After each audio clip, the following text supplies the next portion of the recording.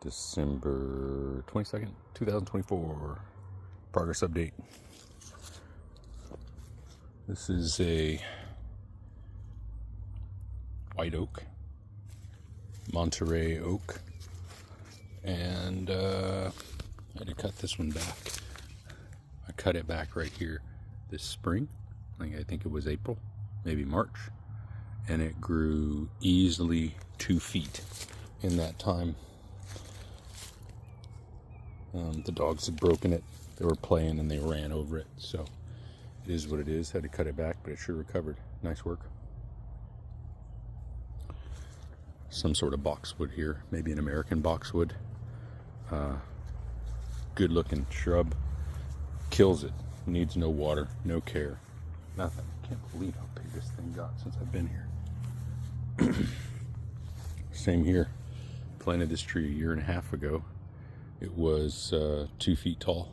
Now it's 8 feet tall. 3 feet a year. Cedar elm.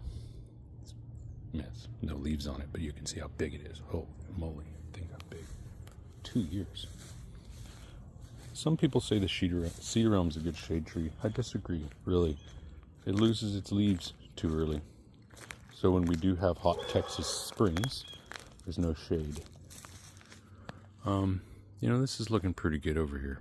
Done a lot of work out here. And overall, it's definitely better than it was when we moved in. Definitely.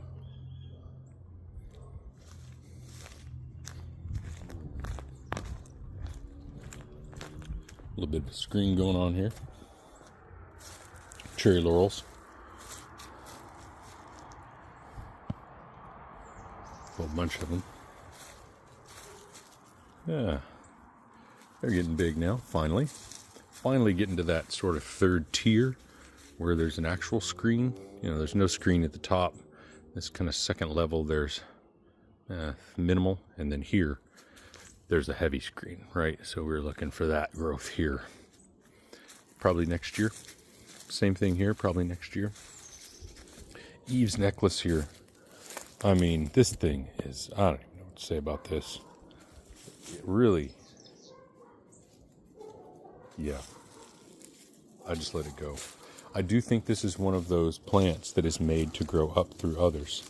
I have another in the side yard, and that one, it's very thin, they're very frail, they don't really develop strength.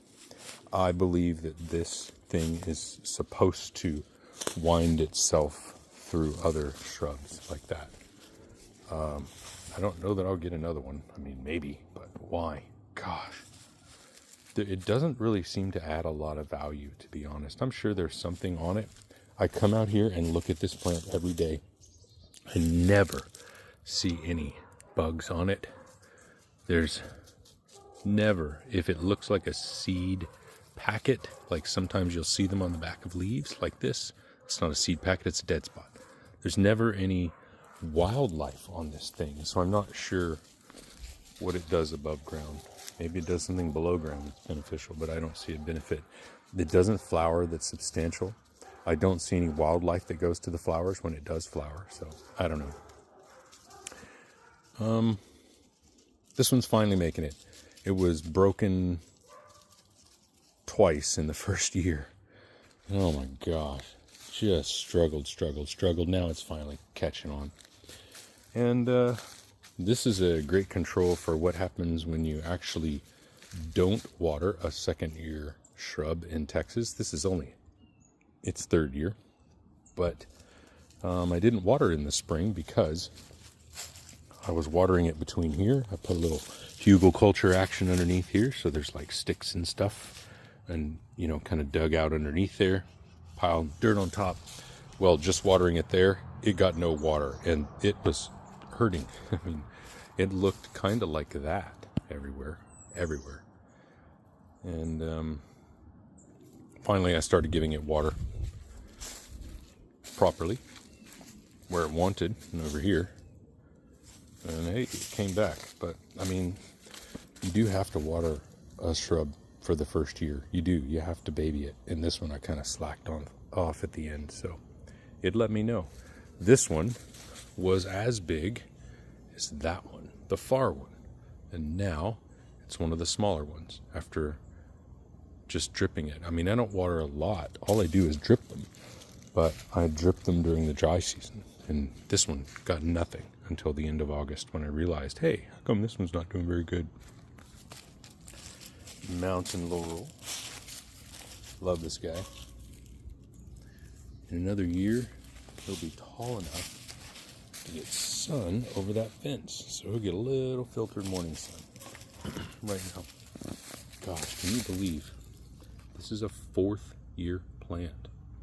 I mean, my goodness, it was planted by seed by Crystal, a friend of mine who's no longer with us. And so I try to take good care of it out here, which means leaving it alone, basically. I try to leave it alone. Oh, and the oxalis too. I'm definitely going to dig some of this up, take it to Houston. I don't know if it'll live there, but I sure like it. It's so diminutive, it's so small, it pops up, it does its thing, and it's gone, it's out. It's very fragile in this temperature. You can even see where it grows natively. I let it grow, I encourage it to grow. Grows right in the edge of shade, just barely getting any light. Grows back there too. It never grows anywhere where it gets full sun, it seems like. That's oxalis. It'll be beautiful here in a couple of months maybe. So this is the start of some hugelkultur for me. I just kind of pile up a bunch of sticks. I have done experiments how you're supposed to do it the right way. You're supposed to get a rotten log, split it, blah, blah, blah. You're supposed to put it under there. So I've experimented with different methods and I haven't found a difference. So what I do is I dig down about 3 inches with my hands. It'll usually be, compost leaves, stuff like that. And then I'll pile dirt on top to make the berm. So, and I just put a bunch of sticks in there, a whole bunch of sticks in there. And I find when I have had to excavate them in the past, I have found that there is a difference in the quantity of sticks. Like there'll be, 3 big ones versus all these kind of smaller ones. But the quantity of stick material will be the same. So there you go. That's my 2 cents. Got to keep it covered, though. Got to keep it covered.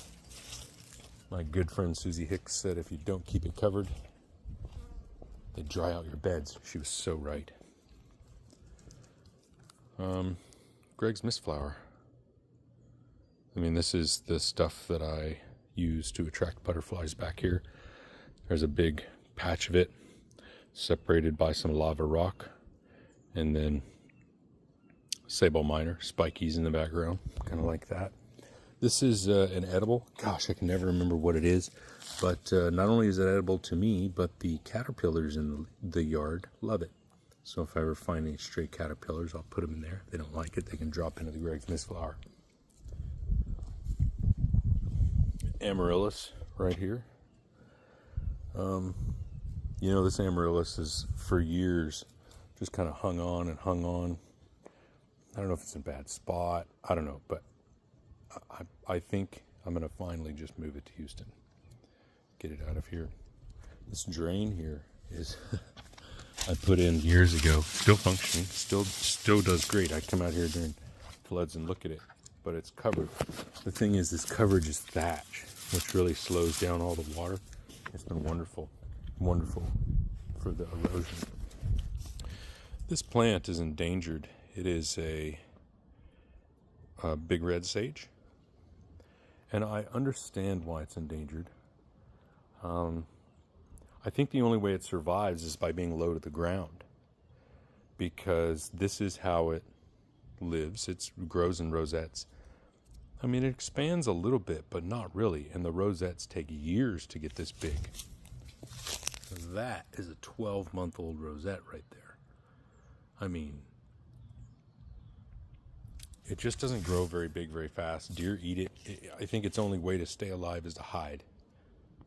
So, yeah, I've got some here. Keep it in the backyard so that the deer can't get it. And I'm really trying to propagate it in Houston, but gosh, it's so finicky. Lava. Love the lava rock. This was from a family family member who used to own property in Hawaii back when you could take it. They brought it over here, and I like it here. Kind of adds a little divide. I'm really hoping to hold the Greg's Miss Flower back from the Sabal Minors as long as possible. I love this plant. Really love it. There's a whole bunch of new ones growing down here too. It's the seeds have spread, and I mean, you can see the new ones here. There's another one over here. Anyway, they're all over. Really excited to see those. And yeah, just love. These are getting big. They grow so slow. You can kind of see one of the big fans coming out right here. Oh, nice. Way to block the sun. Right there, you can see it coming out. There's also one that has a leaf deformation on it. And I researched what it's called, but I can't find what it's called. This is a Sabal Minor with some sort of leaf deformation.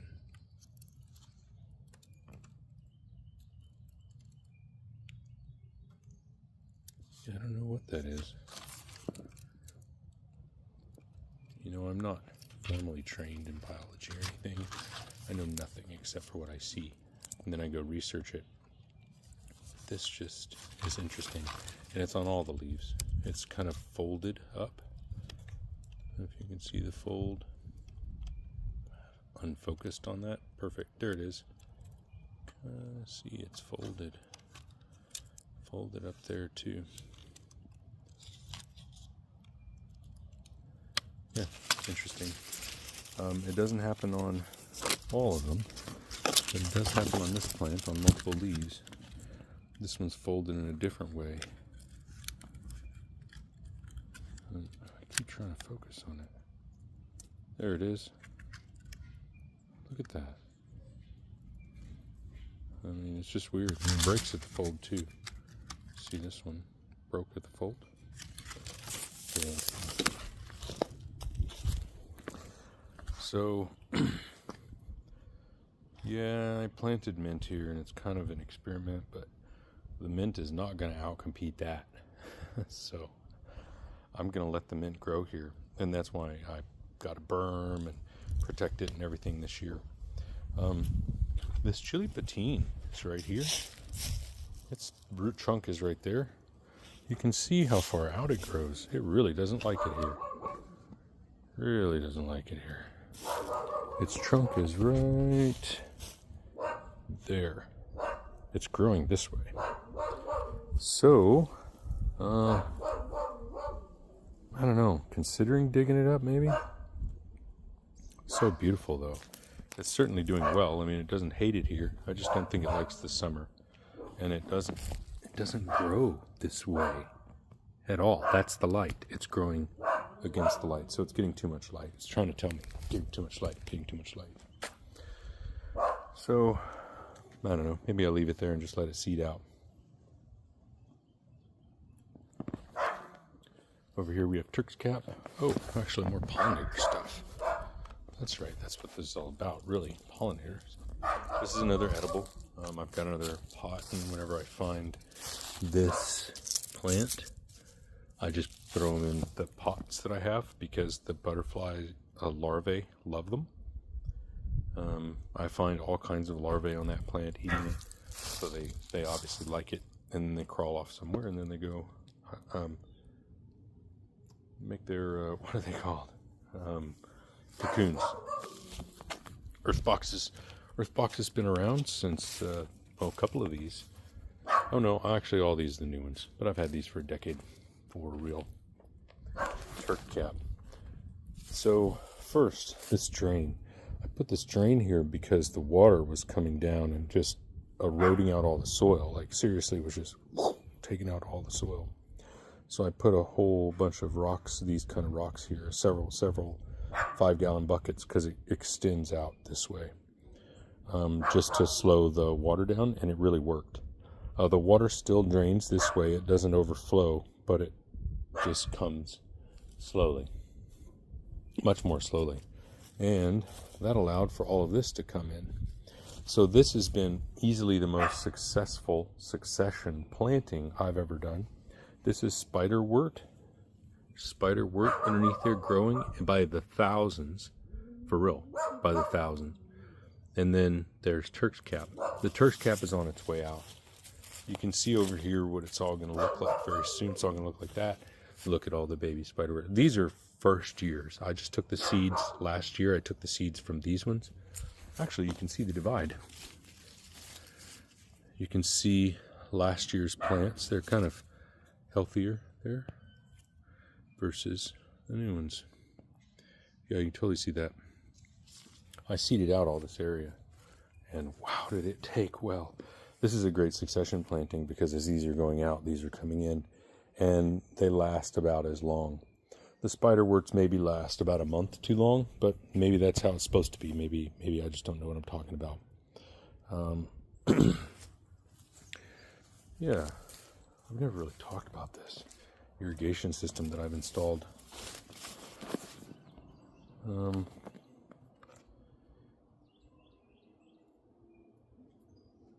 This is a PVC. Goes all the way back. And it comes to here to a 4-way splitter, one of which has a timer on it. I have 2 timers, but I moved one of the irrigation systems to the front yard. So just had to tunnel under the sidewalk, and when I did that, it was all good. So this goes all the way up. This curls around and makes a 90-degree curve. And this used to feed the vegetables that I had back here. I used to grow vegetables back here before I decided on the Greg's Mistflower. This is a hose that was going to a device that's no longer here, so it just needs to be taken off. And this is going to go to a hose to work the automatic sprinklers in the front yard. When I say automatic sprinklers, I'm talking about motion-activated water sprinklers, so that if anything moves at night, it gets scared. It's pretty awesome. The video is hilarious. And yeah, run it along this way. Over here, a couple lines going over this way.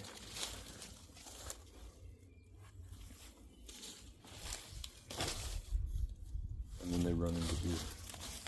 They just kind of break off here. Under here I have PVC. There's a PVC pipe right here.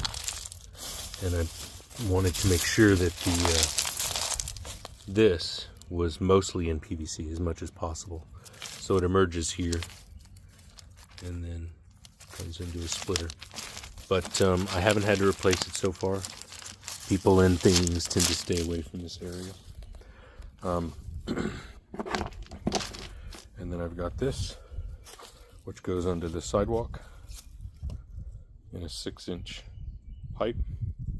I'm so glad I put a 6-inch pipe there because it allows me to really fit things through. I mean, I've got several different hoses coming out here, and it is easy to put these through. I mean, it seems daunting, like, oh my gosh, I've got to go put through whatever.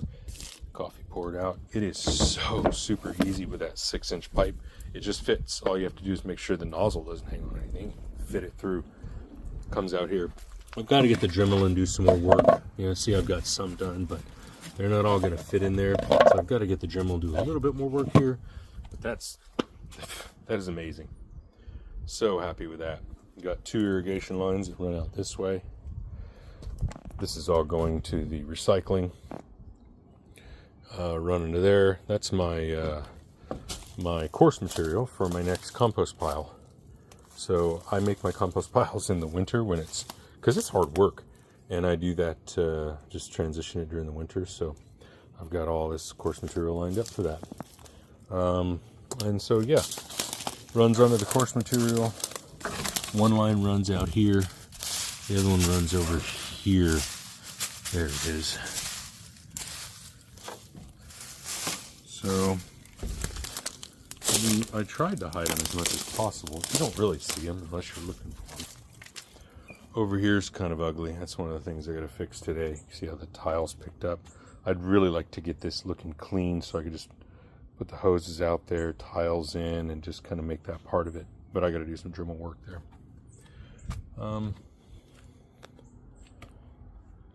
path I put in, this was a recommendation I took from a well-known landscaper. And ignore this. This is one of the projects I've got going on. But she said make a path back here. Like, people are going to want to get from here to here, and they're going to make one, or you're going to make one. But she said don't make it straight. Make them have to walk through the garden. And she said make it an arch. So I did that, and it turned out pretty good, I think. Turned out okay. Dog for scale. Hey, Ivory. Say hello. Yeah, so the path worked out okay. The stones worked out really well. We had a septic issue, and this is where the septic came out. So underneath here, he had to dig out a bunch of stuff here and dig out a bunch of stuff over here. I think the other one's over here somewhere. There it is. Hear it. And so what I did is I just went and got a casing put over it so that they don't have to dig it out again, so that it's just, if they have to access the septic, it's easy to access. Now when limestone freezes, it tends to break off in sheets, and so I just took the sheet of limestone, put it here, and I mean, it just kind of blends, right? Like, you see it if you're walking past it, but if you're not, you don't even notice it, really. It just kind of blends in. And I try to go like that, kind of, maybe a little bit, something like that. I don't even really think you notice it, maybe. Okay. See, now I screwed it up. Now I gotta make it right. So, this was all grass when I got here. I've done a lot of work back here. Enclosing that, creating all of this. This Turk's cap is it's a different Turk's cap. It doesn't grow tall. Most Turk's cap will grow taller than this by now. This is December after all. This Turk's cap falls over. You can see that it just grows thinner. I've had Turk's cap that I buy from a market or a store here, and it's thicker. This Turk's cap is thinner, and I like it better as a ground cover. So, when you have Bermuda, you have to redefine ground cover, because Bermuda will eat up a lot of stuff. Bermuda will not eat up this if it's thick. You see this is eating up the Bermuda. You can see it. Once it got established, right? I mean, it's coming out this way. The Bermuda is toast. Bermuda doesn't stand a chance in here. Over here, I do have to pull it only where the Turk's cap is weak, because the Turk's cap will outcompete the Bermuda. It'll get thicker. It looks pretty thin right now because, again, it's going out. It's December, right? It's going out. But typically this is thick. Thick. You can't see in there.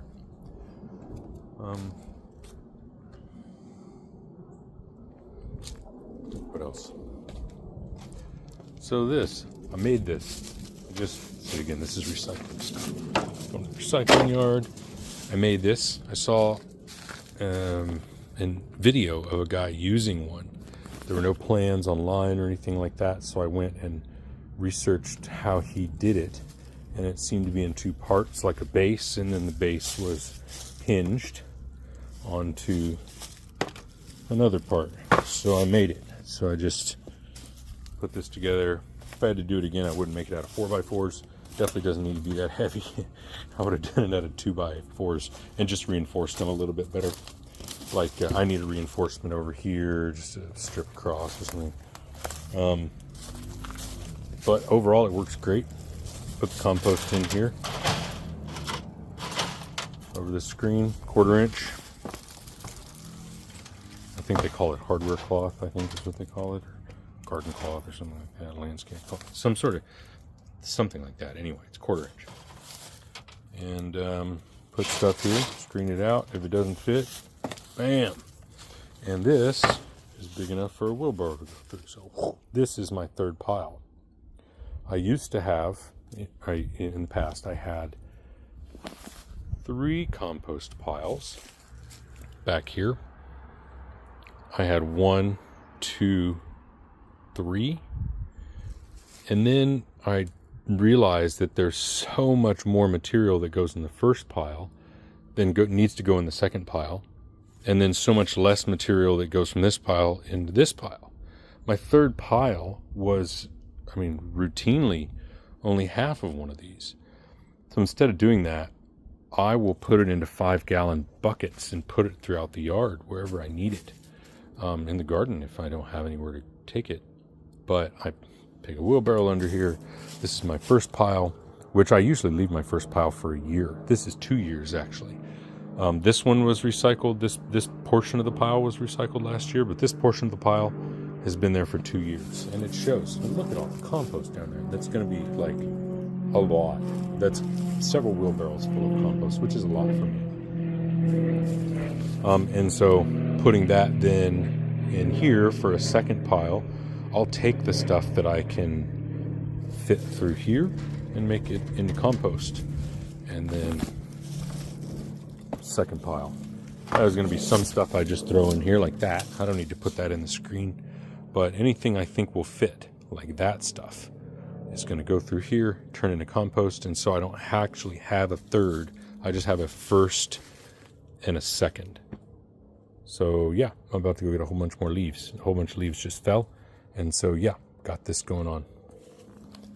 And I love this thing. Absolutely love it. It makes compost so easy. Stand here and just dump it over. Next. So easy.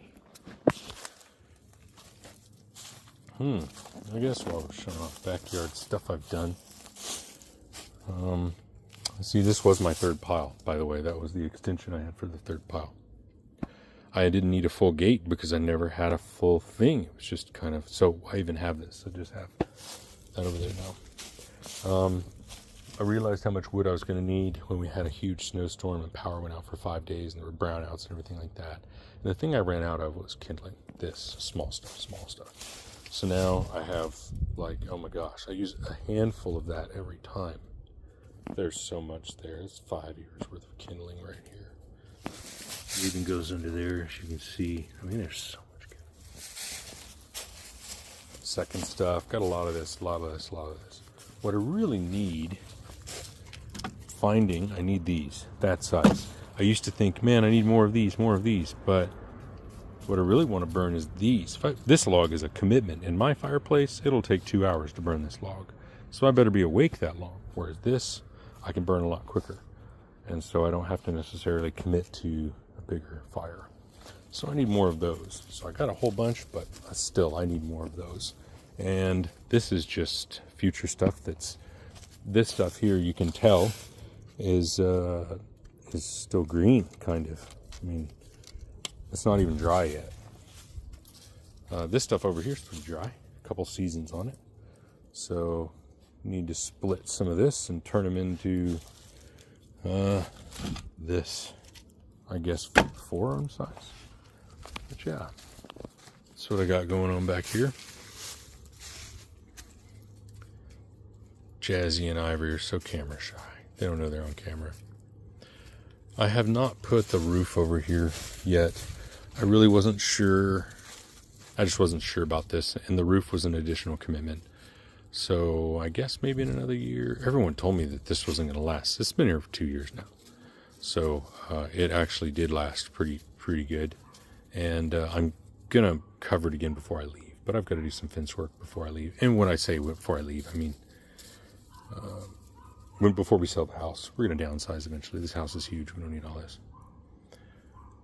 Yeah, and this is future wood. Just got to get back here and cut it up. Future wood, but that's good chopping. Love chopping wood. That's kind of where I do that.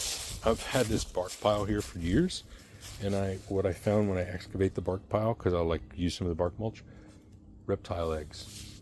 Reptiles are laying their eggs in there.